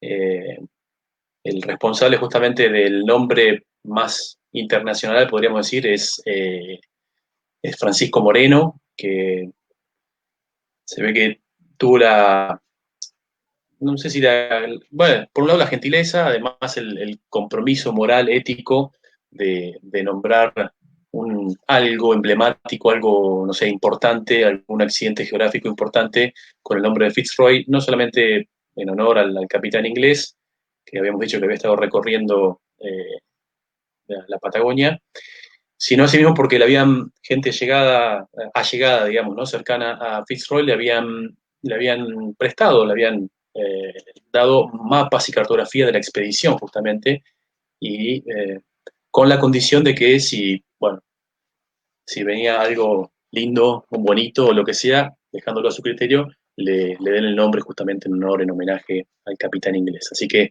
Moreno fue que decide darle el nombre de Fitzroy. Muchos lo conocemos y lo llamamos o lo seguimos llamando Chaltén, como el nombre del pueblo, que es el nombre original, el nombre que le daban los nativos, ¿sí? de la Patagonia. ¿Qué significa? Bueno, aparentemente significa montaña humeante. Este tipo de nombres ya habían sido dados desde la época de Viedma, cuando Viedma hizo ese viaje desde el este, y justamente chequeado nuevamente, podríamos decir, in situ, por Francisco Moreno, que lo vio desde lejos, desde la cabecera, digamos, del lago Viedma, vio esta montaña que posiblemente la vio de una forma similar, con nubes y demás, con lo cual pensó que era justamente la montaña humeante y le atribuyó justamente la característica de volcán. Eh, entonces ahí quería, volviendo un poquito así brevemente a algo que había comentado don Francisco Moreno, es que quería...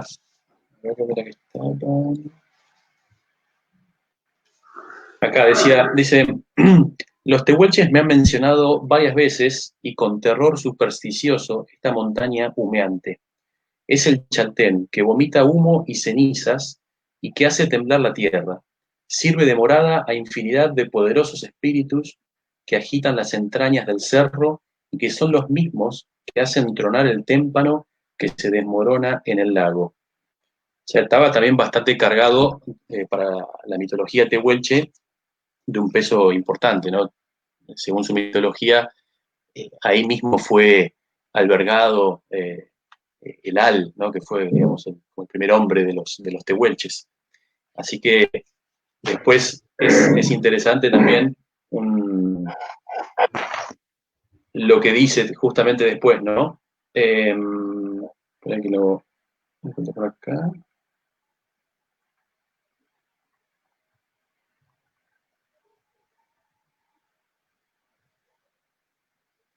A ver.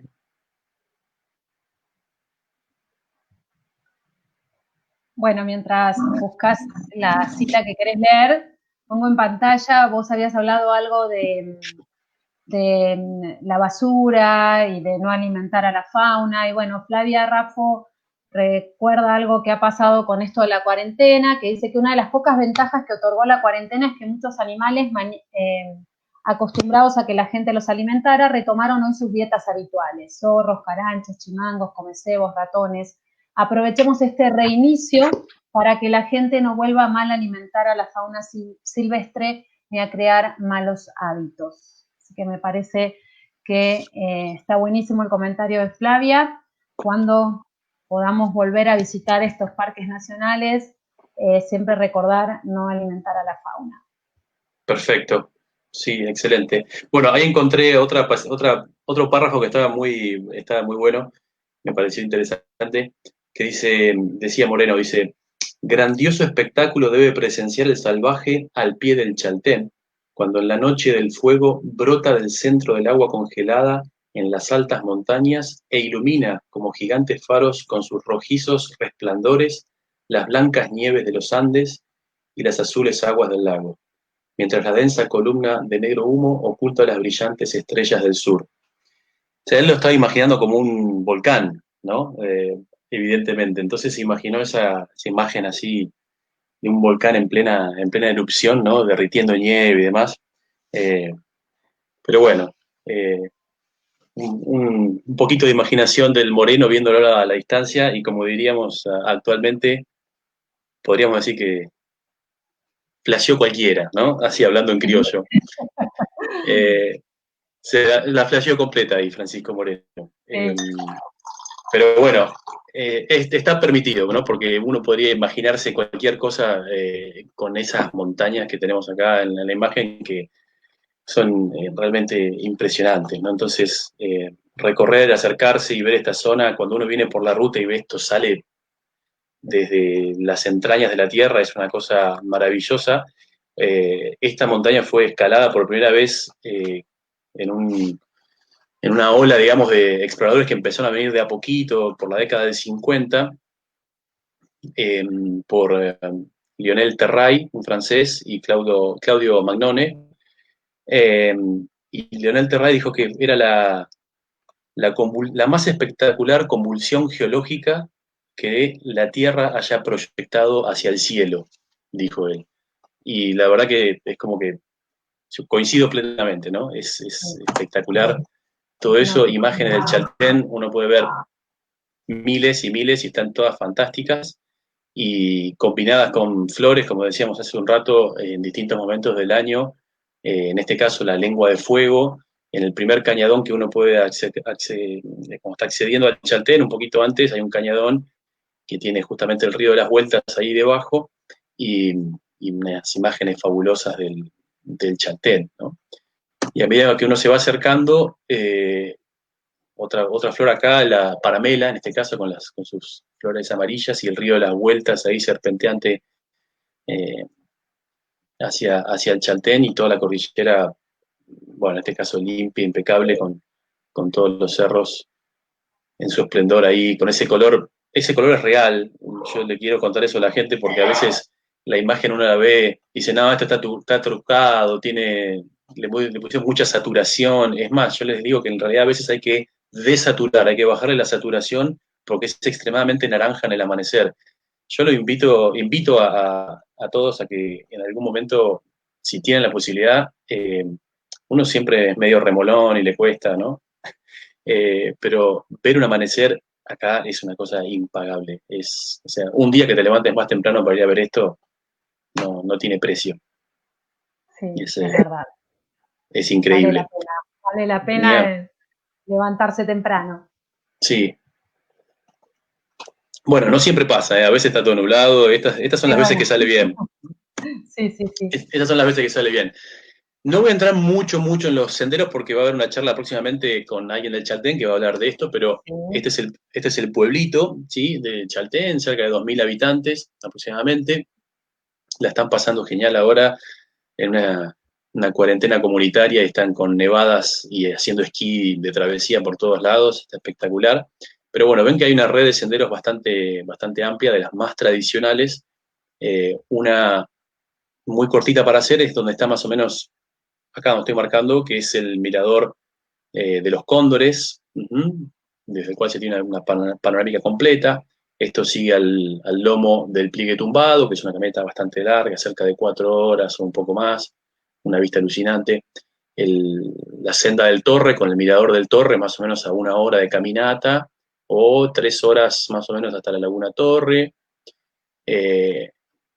siempre tomándolo desde el pueblo, y después también la senda a Laguna Capri, que termina después en Poinsenot, en esta zona, y después Laguna de los Tres. Si ustedes van por el día, la realidad es que una de dos, depende de las condiciones, si está despejado o no, vamos a optar por algún sendero de mayor longitud o nos quedamos por el pueblo con varias opciones que les voy a contar ahora. Depende si ustedes caminan o no, eso obviamente lo pueden elegir ustedes. Si está muy despejado, por ejemplo, hacer, no sé, la Senda del Torre en un día súper despejado es 1 hora de caminata y es muy, muy bonito. O casi 2 horas de caminata a Laguna Capri en un día despejado también. O subir, qué sé yo, media hora, 40 minutos hasta el Mirador de los Cóndores en esta zona. Sería, digamos, lo más sensato para hacer en una jornada de un día. Obviamente, para mí, al Chaltén hay que dedicarle varios días, todo lo que puedan también, porque pueden hacer todos los senderos que quieran y además tener la posibilidad de que, de acuerdo al clima, ir jugando con qué sendero hacer, digamos, ¿no? Así que dependemos mucho, mucho del clima. Pero igual, a veces si les gusta caminar, caminar en estos bosques con otros cerros que están siempre a la vista o entre el bosque y demás, siempre es un placer para el que le gusta este tipo de aventuras. Pueden ver fauna, se pueden llegar a ver huemules o zorros, así que siempre es espectacular.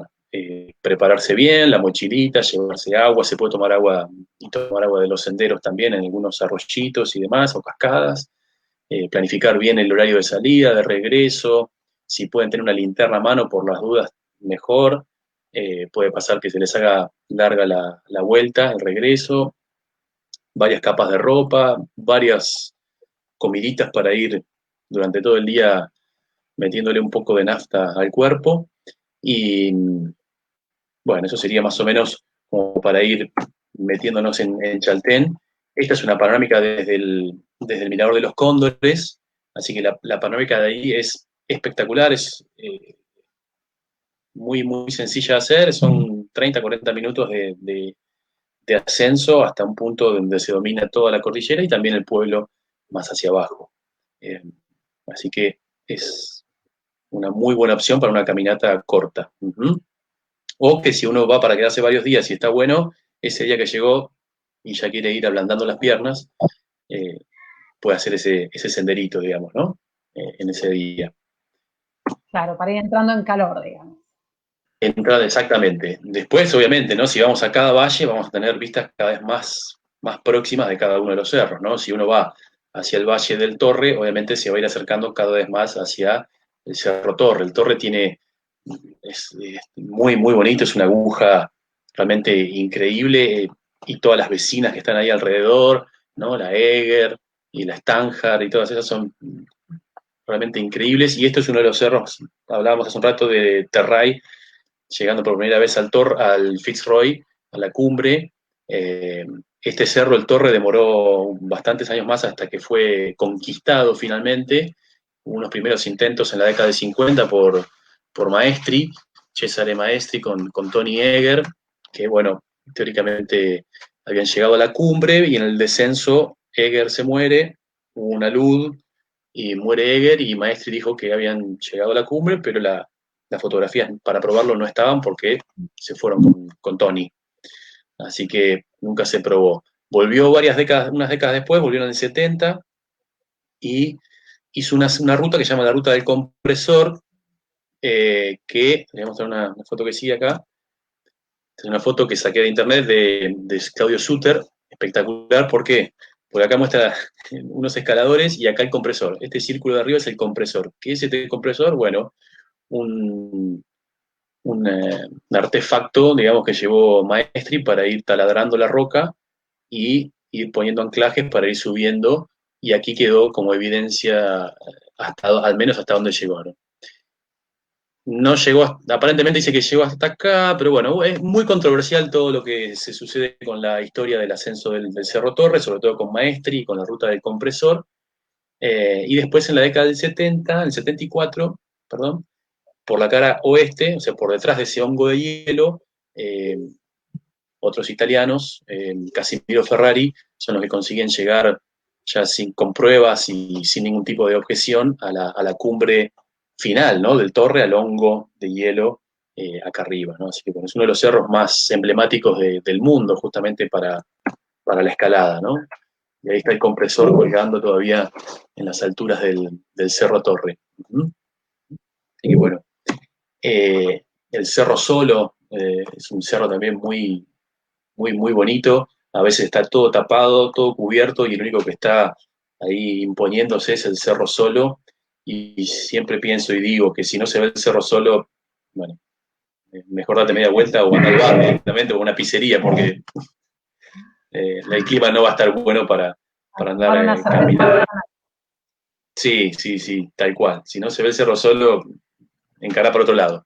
Pero hay opciones también para encarar para otro lado, ¿no? Si uno está caminando, bueno, a veces también se puede encontrar con flora de ahí de la zona andina, obviamente, en este caso la orquídea porcelana, ¿no? O magallánica, la clorea magallánica, que es muy, muy bonita, es de las más lindas, sin duda, de ambientes bastante en altura, obviamente bastante abiertos, secos en general, o sea, no tan de zonas tan densamente húmedas o lluviosas o sombrías, pero es hermosa para ver esta flor. Acá nos vamos para la zona de Capri. La zona de Laguna Capri se puede hacer en el día, también da el tiempo. Obviamente que si hicieron el bosque petrificado, ¿no? Y nos vamos atrás, ya no creo que dé el tiempo para hacer absolutamente todo. Pero si uno va por el día del Chaltén, hacer Laguna Capri también da muy bien el tiempo. Son aproximadamente 2 horas, incluso menos puede llegar a ser para llegar hasta Capri, un ascenso bastante pronunciado al principio, pero unas vistas increíbles de esta laguna y de, bueno, obviamente cada vez que estamos más cerca de los cerros son más y más impresionantes. Se ve acá un poquito del glaciar, este glaciar colgante, el glaciar Piedras Blancas, que viene bajando por la vertiente norte, digamos, del Fitzroy, podría ser, que se puede a veces se puede ver a veces también desde un sendero que es el de Piedras Blancas, ¿no? Estos son lugares increíbles para verlos durante todo el año, en distintas épocas. Acá se ve, si uno siguiese hacia Poinsenot, le queda la subida final, que es esta que se ve acá en el sendero, que estoy marcando en el cursor, que es hacia la Laguna de los Tres, ¿no? Cuanto más cerca, como decía, más impresionante. Acampar en Poinsenot es una maravilla. Eh, Tener la montaña tan cerca y estar a tiro justamente para subir al otro día a este lugar que es de lo más maravilloso que puede haber, de los más maravillosos de Argentina y de Patagonia, sin duda, donde se ve acá a la derecha en esta panorámica la Laguna de los Tres, la famosa Laguna de los Tres, y si uno se va hacia la izquierda de la Laguna de los Tres por arriba, bueno, puede tener la vista hacia abajo de la Laguna Sucia, que se ve una diferencia de nivel importantísima, hay que tener mucho cuidado acá, ¿no? Uno no está tan cerca, pero bueno, obviamente es muy, muy abrupto hacia abajo, así que mucho cuidado ahí de no acercarse mucho al filo, pero bueno, la vista es sin dudas increíble desde ahí. Incluso desde el glaciar Piedras Blancas, perdón, del glaciar Sucio en toda esta zona, eh, a veces hay desprendimientos de hielo y se escuchan los estruendos de cómo cae tipo cascada los fragmentos de hielo, ¿no? Del glaciar. Sí. Sí. Tenemos una pregunta, Ale, no sé si Sí, Martín dime. Andrada nos dice si se sabe qué cantidad de años tiene la formación del Chaltén Fitzroy, si es anterior a la cordillera de los Andes y si su altura es gracias a la elevación de los Andes. O justo cuando estabas explicando la formación fue cuando yo tuve el problema técnico, así que tal vez esté respondida. Bueno, en realidad es muy buena también la pregunta. Toda esta zona de acá tiene varias edades y varias formaciones. Hay sectores que son incluso previos a la cordillera de los Andes, formaciones puntuales que rondan los 250, 400 millones de años en algunos casos. Hay formaciones más recientes. En definitiva, esto es bastante más joven que la mayoría de los sectores de los Andes, está en un promedio de 18 o 20 millones de años, así que es bastante más joven. Son unos nuevos pulsos magmáticos, se podría decir, unas nuevas intrusiones magmáticas que, como decíamos antes, habían cristalizado en profundidad y que asimismo también al ir ascendiendo se fueron cristalizando, conformando esta roca de secado muy, muy lento de granitos y granitoides, emparentados con los granitos, y asimismo también siguieron habiendo ascensos, y después, como decíamos antes, toda la roca de caja, todo lo que cubría los estratos superiores, fue desapareciendo por la erosión de los glaciares. Así que es una conjunción de todo eso, ¿no? De ascenso, de intrusión, de ascenso, y asimismo después de erosión glaciaria. Perfecto. Bien. Y justamente el hecho de que sea tan distinto al resto, digamos, ¿no? A todos los cerros circundantes, nos habla se podría decir, de un periodo que interrumpió, digamos, ¿no? Como que se metió entre medio de otros. O toda esa cámara después fue ascendiendo y es diferente a otros sectores. La geología en general del Chaltén es loquísima. Eh, Repito, igual vayan si quieren a la charla de Cristian Soto, que fue alucinante con todos los gráficos de toda esta zona, porque aquí mismo, acá, se van alternando distintas formaciones geológicas de distintos periodos y es increíble, ¿no? Porque también todo ese ascenso fue haciendo que cosas que eran bastante antiguas aparecieran en lugares más elevados. Entonces, sea una convulsión de cosas increíbles, realmente. Y bueno, un día fuimos a caminar con un par de amigos y esta sería la Laguna de los Tres, donde uno habitualmente llega a esta zona, y con un amigo guía de montaña y otro amigo acá de Calafate hicimos este ascenso por todo este sector, y hay una lagunita que habitualmente no se ve desde Laguna de los Tres, que es la Laguna de los Escaladores, le dicen, y se va subiendo todo el glaciar superior para ir hasta lo que sería el paso superior.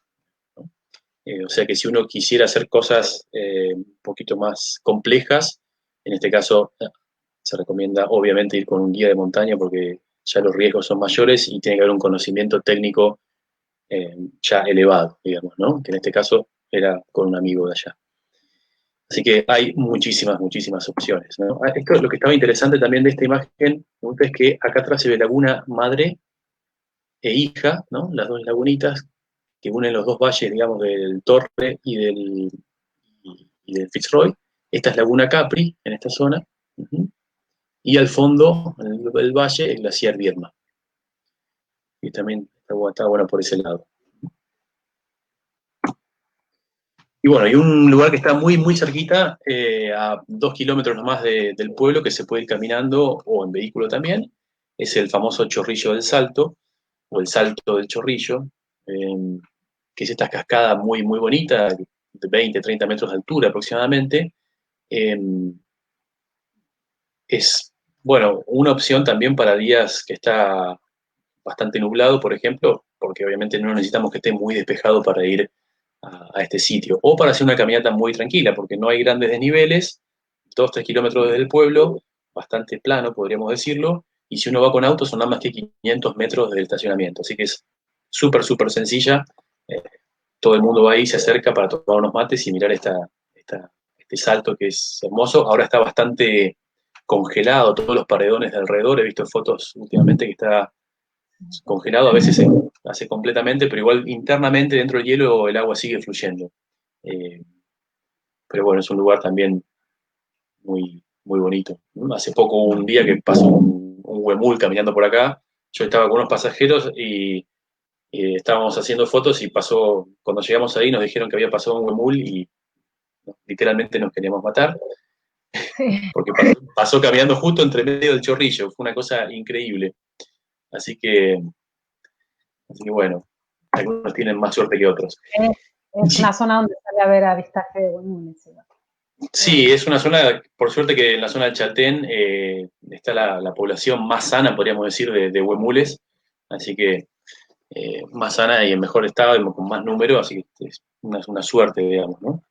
Y nos vamos a ir como hacia la zona norte, digamos, de Chaltén, 30 kilómetros, 37 kilómetros hacia el lago del desierto, que también es una opción, no solamente que si uno no camina mucho, para conocerlo es espectacular, los valles son espectaculares, pero además uno quizás no requiere que el día esté sumamente despejado, porque el valle es muy bonito, eh, y obviamente uno va cruzando sectores del río de las Vueltas o distintas lagunas. Esta es la laguna de los pescadores, la llaman, o laguna del pescador, si mal no recuerdo, que está, como uno va hacia el lago del desierto, está a mano izquierda, justo donde empieza una subida.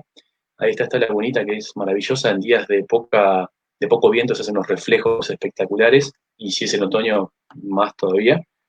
Eh, y este camino propone varias cascadas que empiezan a aparecer. Esta es otra que está ahí cerquita, que se llama, está al lado del camino, está a la izquierda, hay un pequeño lugar para dejar el auto, se llama el Salto del Anillo. En distintos momentos tiene más o menos cantidad de agua, y obviamente las luces, bueno, van variando durante el día, pero también es muy bonita. Así que, como decíamos, no requerís que el día esté súper despejado para visitar todas las cascadas, ¿no? Eh, este es el Salto Argentino, que está poco antes de llegar al lago del desierto. También otra muy bonita. Hasta acá llega el salmón, el famoso salmón Chinook. Este salto no lo puede evitar, entonces en toda esta zona de acá, aguas abajo, es donde habitualmente en marzo la gente va a pescar el salmón. Eh, es una zona que también podemos llegar a seguir viendo flora en otros momentos del año. En este caso el notro, una flor más que nada de noviembre, diciembre principalmente. Y en esta zona, entre estos rápidos, es un ambiente habitual, muy común, para buscar, y en el mejor de los casos, encontrar pato de los torrentes. ¿Mm?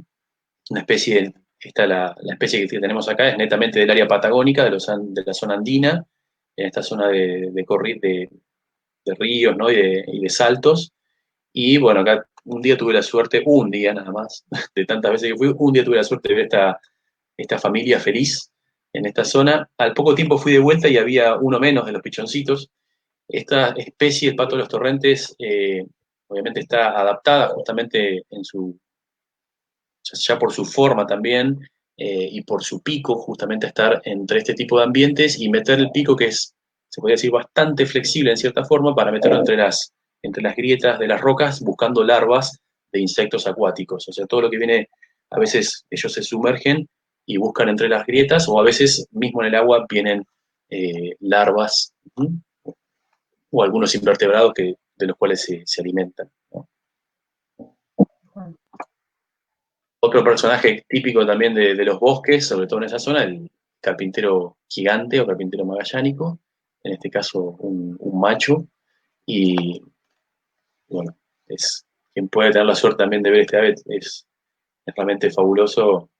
Es súper, súper emblemática de los bosques andinos, y es una maravilla de verlo, ¿no? Son realmente increíbles. Ya con el golpeteo que uno puede escuchar en la zona, si está atento, puede darse cuenta que está en la zona, ¿no? Así que bueno, con ese pico bien firme, bien fuerte, golpetean y hacen los huecos en la madera para justamente buscar larvas que están en la madera y alimentarse de ellas, ¿no? Eh, algún zorro, también en este caso el que veíamos en el lago Viedma era un zorro gris. Este es un zorro colorado, más de ambientes de bosque justamente, o de zonas de transición.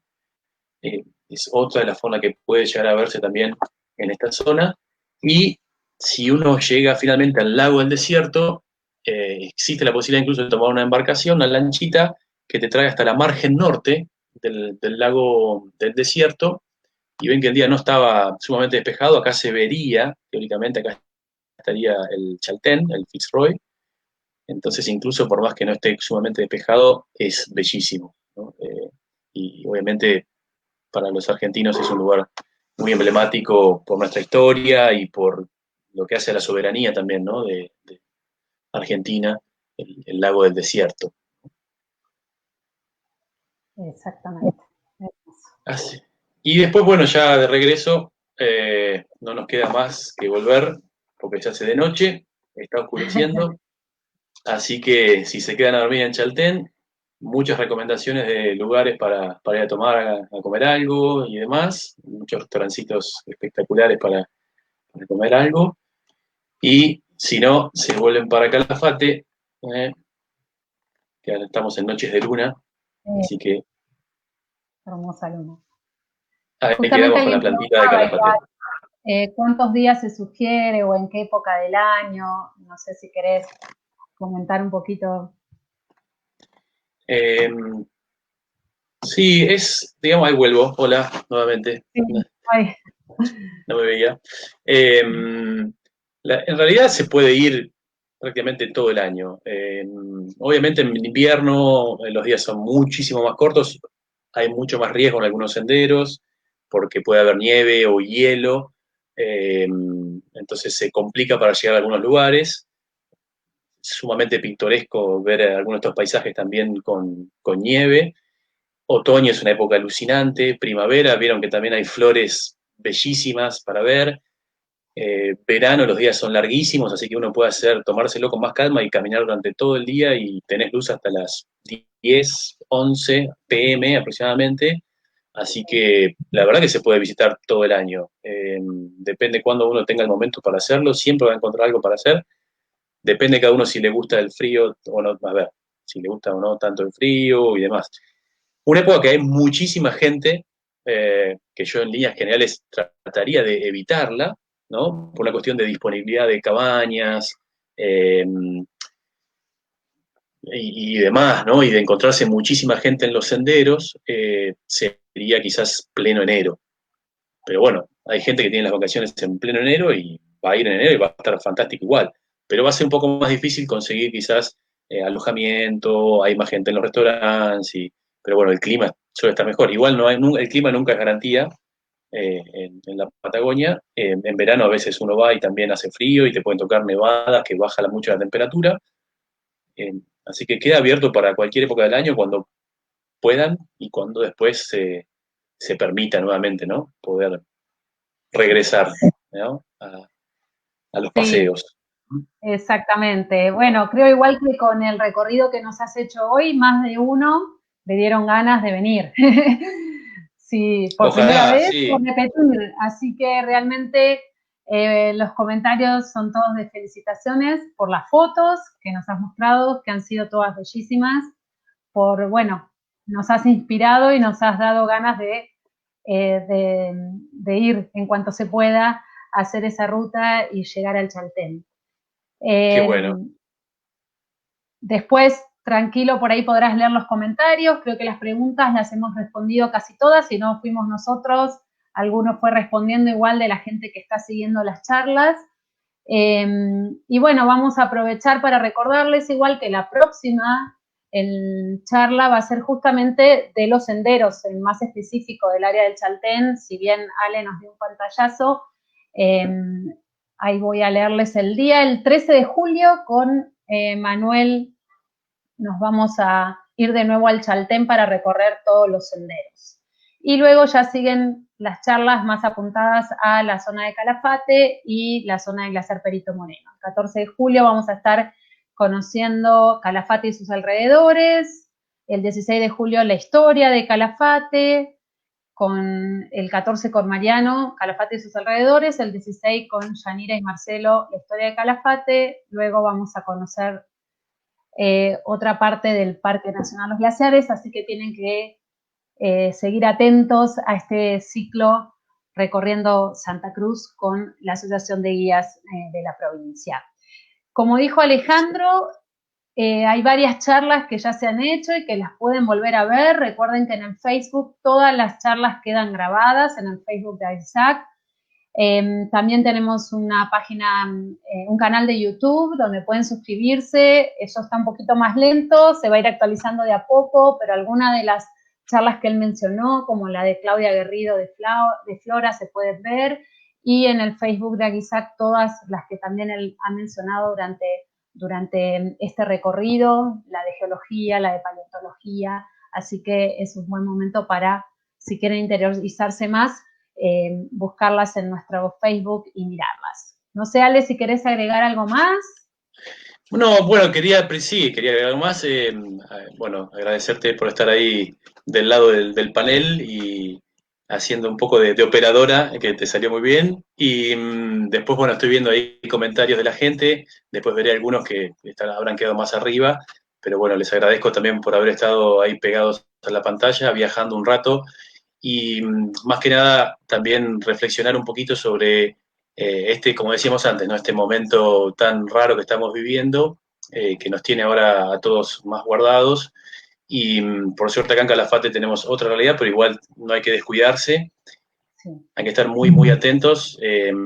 Y esto de estas ideas también, ¿no? De acercar la provincia, ¿no? Y a través de los colegas que están en los distintos lugares de Santa Cruz y escuchar a otros compañeros de esta actividad increíble que tenemos, que es justamente el turismo, y estamos siempre compartiendo con la gente, y justamente de eso se trata, ¿no? De compartir, porque si uno no comparte, bueno, nada, queda todo guardado, muy cerrado dentro del corazón, y creo que uno siempre se va a sentir mejor compartiendo, ¿no? Las cosas. Entonces, creo que es importante cuidarse en este momento, ser muy precavidos, aguantar. Lo que hace falta en este momento es aguantar un poco. Las montañas van a estar ahí, los glaciares van a estar ahí esperándonos a cuidarse y para poder compartir estos momentos y estos lugares increíbles. Así que bueno, gracias ahí por estar escuchando, por los comentarios, y seguiremos con las próximas charlas. Tal cual. Bueno, seguimos entonces, próxima charla el 13 de julio a las 18 horas, así que los esperamos a todos los que están ahí del otro lado. Y bueno, también Alejandro, gracias por este recorrido de hoy que ha sido hermoso. Muchas Si no hay más, gracias. nos vamos entonces. Gracias. Chau, Adiós. chau. Chau.